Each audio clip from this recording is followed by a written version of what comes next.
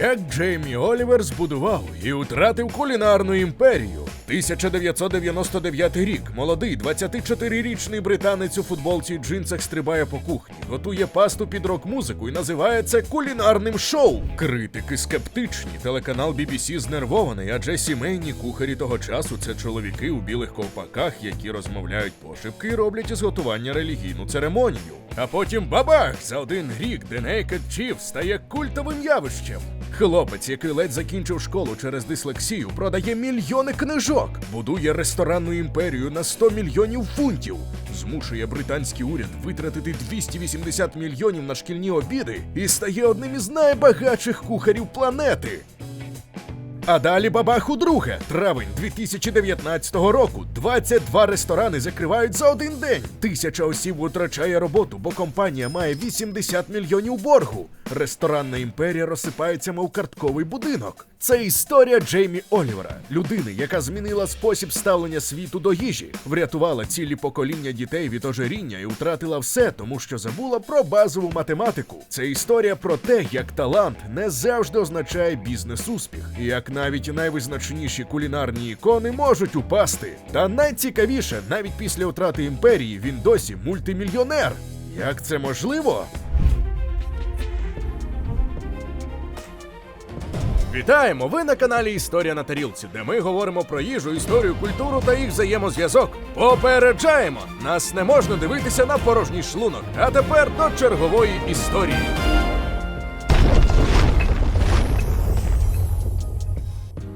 – 27 травня 1975 року у маленькому селі Клейверін у графстві Есекс, Англія, у сім'ї Тревора і Саллі Олівер народився хлопчик на ім'я Джеймі Тревор Олівер. Але це не була звичайна сім'я.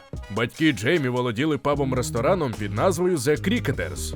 І в той час, коли інші діти гралися з іграшками, 8-річний Джеймі стояв на ящику біля кухонної стійки і кришив цибулю для вечері. «Я просто крутився там постійно», – згадував Олівер згодом. «Дивився, як кухарі працюють, просив дати мені щось зробити. Вони давали мені нарізати овочі, чистити картоплю. До 11 років Джеймі вже міг переграти будь-якого дорослого кухаря у швидкості нарізання. Зате у школі все було інакше. У школі Джеймі був катастрофою. Дислексія – це розлад, який ускладнює читання, писання і роботу з цифрами. Я був найгірший у групі з математики, зізнався Олівер десятиліття по тому. Я не склав математику у школі. Я відмовлявся брати будь-яку відповідальність за цифри. Це була моя проблема, а не проблема школи. Цей факт критично важливий для розуміння того, що сталося згодом із його рестораном.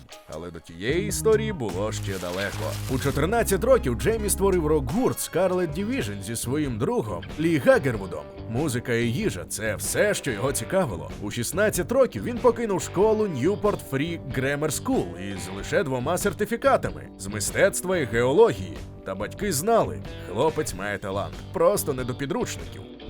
У 16 Джеймі вступив до Westminster Catering College, одного з найпрестижніших кулінарних коледжів Лондона. Тут він нарешті знайшов своє місце. Навчання не було легким. Дислексія означала, що читання рецептів забирало удвічі більше часу. Зате руки Джеймі працювали швидше, ніж будь-чиї ще у класі. Після коледжу Джеймі поїхав до Франції працювати, навчатися, занурюватися в кулінарну культуру. А потім повернувся до Лондона з однією метою – стати найкращим.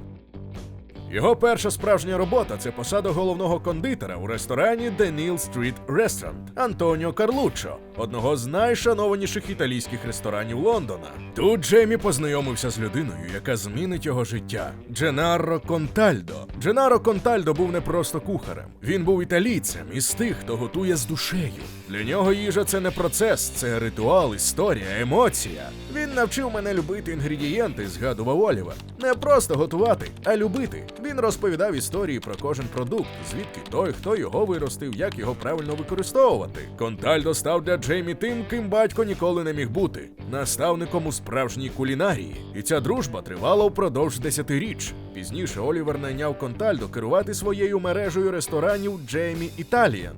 Але зірка Джеймі ще не засяяла. Для цього він потребував River Cafe.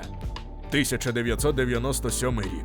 22-річний Джеймі Олівер працює су-шефом у River Cafe, ресторані, який вважали одним із найліпших італійських закладів Лондона. River Cafe не був звичайним рестораном. Це був храм свіжих інгредієнтів, простої кухні, чесних смаків. Олівер потім сказав: «Тут я навчився всього про час і зусилля, які я мушу витратити на створення найсвіжішої, найчеснішої, абсолютно смачної їжі». І потім сталося щось, що змінило все. BBC вирішила зняти документальний фільм про River Cafe під назвою «Різдво в River Cafe». Джеймі не був запланований для зйомок, він просто працював у кухні. Та камера його зловила. Молодий, енергійний, харизматичний хлопець, який готує з такою пристрастю і радістю, що неможливо відвести погляду. Режисер подумав: хто це? За кілька тижнів BBC зателефонував Джеймі з пропозицією: «Хочеш своє власне кулінарне шоу?» 14 квітня 1999 року на BBC 2 перший вийшов епізод «The Naked Chief».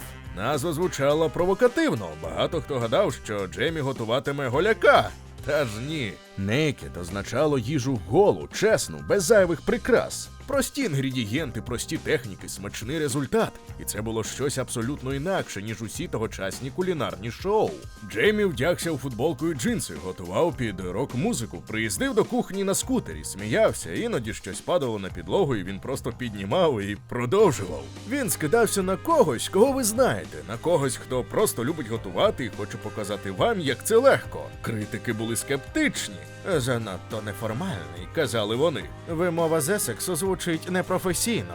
Це не кулінарія, це розваги». Зате глядачі закохалися. За перший сезон The Naked Chief зібрав мільйони глядачів. Книжка-супровід до серіалу стала бестселером номер 1 у Великій Британії і залишалася в топ-списках понад 10 тижнів. До кінця року Джеймі Олівер стало іменем, яке знала кожна родина у Британії.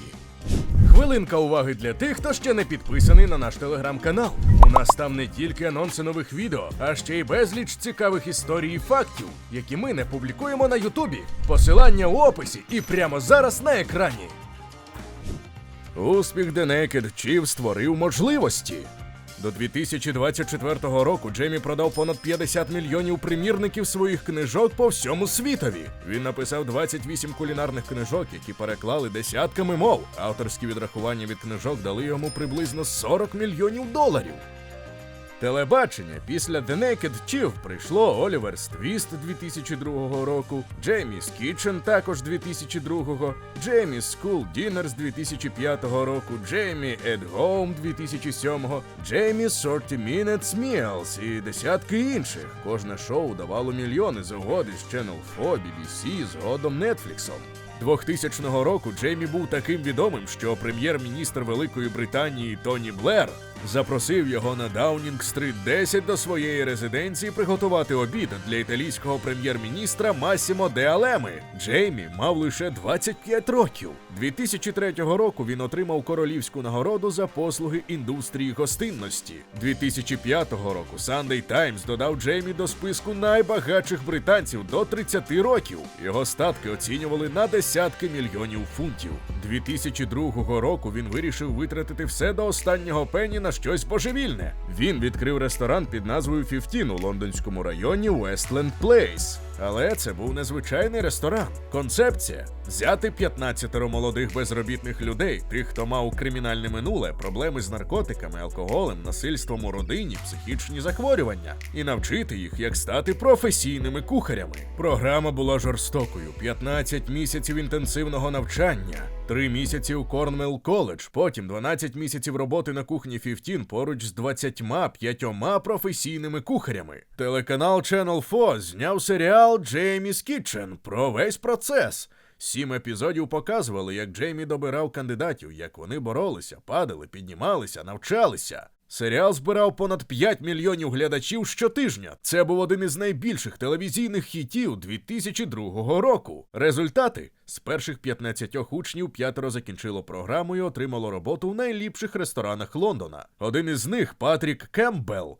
колишній член банди, сказав: «Коли я озираюся назад, то це, мабуть, найкраща річ, яку я будь-коли робив у житті. Джеймі Олівер дав нам усім можливість змінити своє життя». Програма була такою успішною, що Джеймі відкрив 15 у Амстердамі, Нідерланди, у грудні 2004 року, Корнуолі у травні 2006 і Мельбурні, Австралія, у вересні 2006.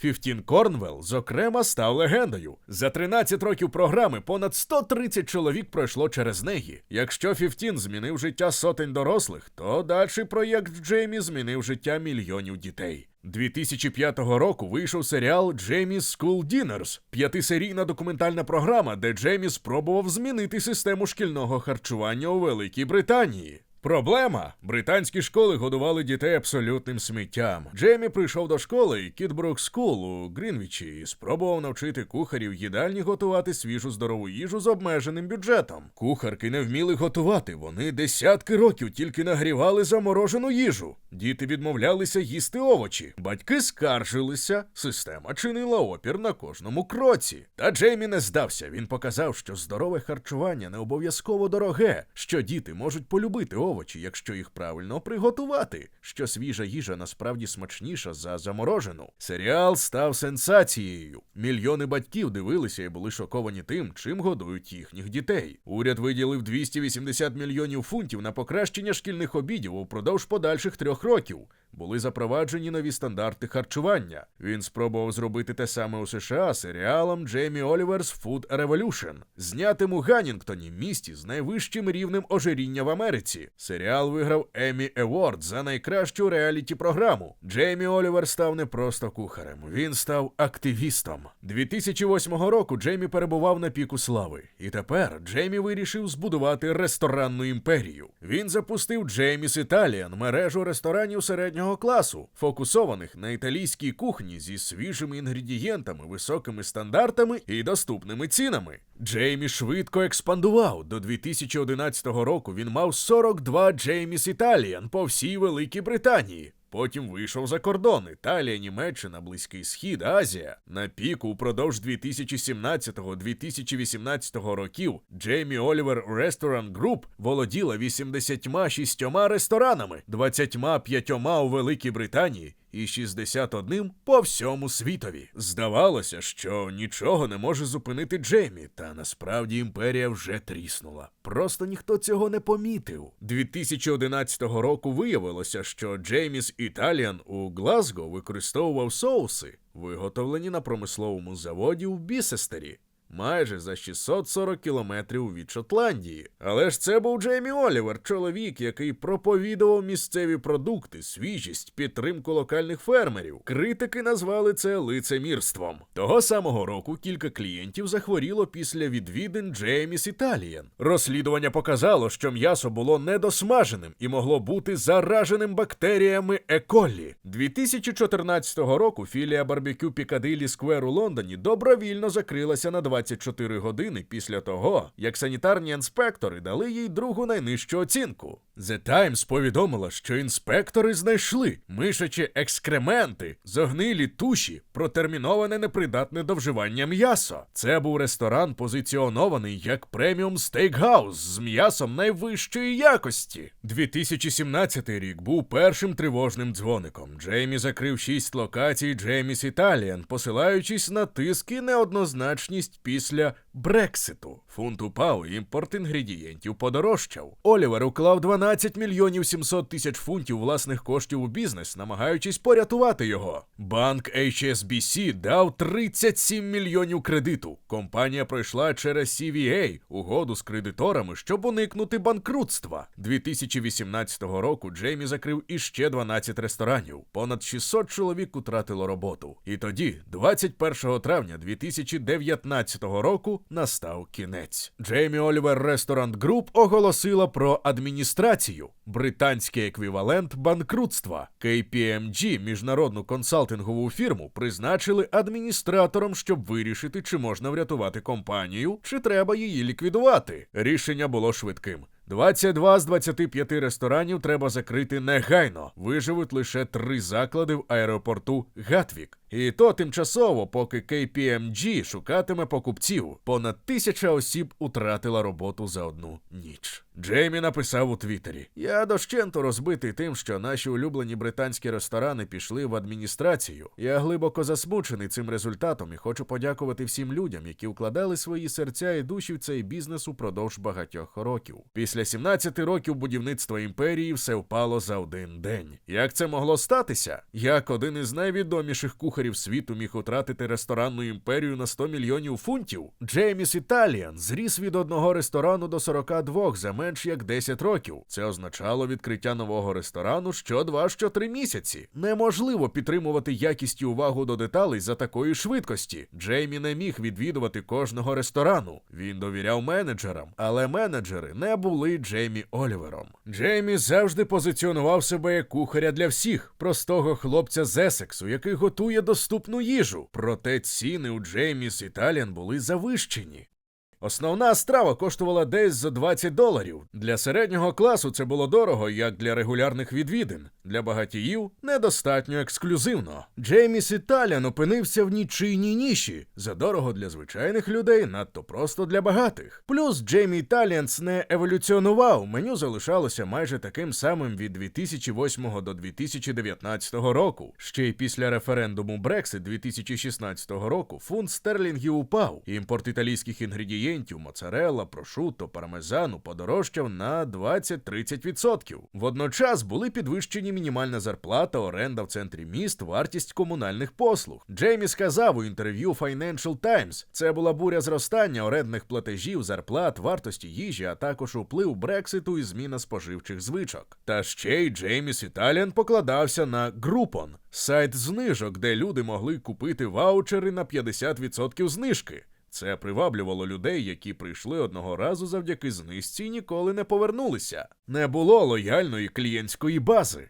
Окрім того, чимало закладів Джейміс Італіан були величезними на 200-300 місць. Це означало шалені фіксовані витрати на оренду, персонал, комунальні послуги. Коли ресторан на 70% заповнений, то й доти витрачає 100% фіксованих витрат. Це вбиває прибуток. А тепер згадайте, що Джеймі провалив математику у школі і відмовлявся брати відповідальність за цифри. 2025 року у подкасті Begin Again із Давіною Маккол Джеймі зізнався: «Я провалився, тому що зробив усі складні речі правильно, натомість зробив базові речі неправильно, адже прожив життя, відмовляючись брати будь-яку відповідальність за цифри і математику». Іншими словами, Джеймі був геніальним кухарем, але жахливим бізнесменом. Він не розумів фінансів, маржі, грошового потоку. Він довірив іншим людям керувати цифрами, і ці люди підвели його. А тепер найцікавіше. Джеймі Олівер досі мультимільйонер. Як це можливо? Його особисті активи були відокремлені від ресторанного бізнесу. Банкрутство охопило Джеймі Олівер Restaurant Group – корпорацію, не особисті рахунки Джеймі. Сьогодні Джеймі продовжує писати бестселери. Його книжка 2023 року «Eat Yourself Healthy» досі перебуває в топах. 2024 року Джеймі підписав угоду з Нетфліксом. Його шоу Chief Table Legends вийшло 2025 року. Також він досі з'являється на Channel 4 з Джеймі and Jamie's Friday Night Feast. Не забуваємо і про партнерство Samsung, Weber, HelloFresh, Tefal. Кожне дає йому мільйони. Джейміс Італіан за межами Великої Британії були франшизами, вони не збанкрутували. 2023 року Джеймі був власником 70 ресторанів по всьому світові. Тому навіть після втрати ресторанної імперії Джеймі Олівер і досі один із найбагатших кухарів світу. Серед усього хаосу кар'єри особисте життя Джеймі залишалося стабільним. 1993 року 18-річний Джеймі познайомився з Джульєттою Джулс Нортон у Newport Free Grammar School. Вона була моделлю. Вони одружилися 24 червня 2000 року в церкві лишень за 200 метрів від будинку батьків Джеймі в Есексі. Разом вони мають 5 дітей. Та й жити вони мають де. 2019-го, того самого року, коли збанкрутували ресторани, Джеймі купив особняк 16-го сторіччя Спейнс Голл у Фінчингфілді за 7 мільйонів. Маєток містить 10 ванних кімнат, 2 вітальні, велику залу, 6-кімнатний фермерський будинок 16-го сторіччя на території, 3-кімнатний котедж, переобладнані стайні. Джеймі часто показує свій дім у соцмережах, готує на величезній кухні з продуктами свого власного саду. Історія Джеймі Олівера – це не просто історія про успіх або провал. Це історія про талант проти бізнесу, про пристрасть проти цифр, про те, як навіть найліпші наміри можуть призвести до катастрофи, якщо ви не розумієте базових речей. Нині, 2026 року, Джеймі Олівер має 50 років. Він уже не голий кухар, молодий хлопець, який скаче по кухні. Він досвідчений кухар, який пережив один із найбільших провалів у ресторанній індустрії. Та він не здався. Джеймі Олівер не ідеальний. Він побудував імперію зашвидко. Він не розумів математики. Він утратив мільйони. Але також він змінив світ. І це, мабуть, головне. І якщо 50-річний кухар-мільйонер із дислексією, який утратив ресторанну імперію, може повернутися і продовжувати змінювати світ, то, мабуть, є надія для всіх нас.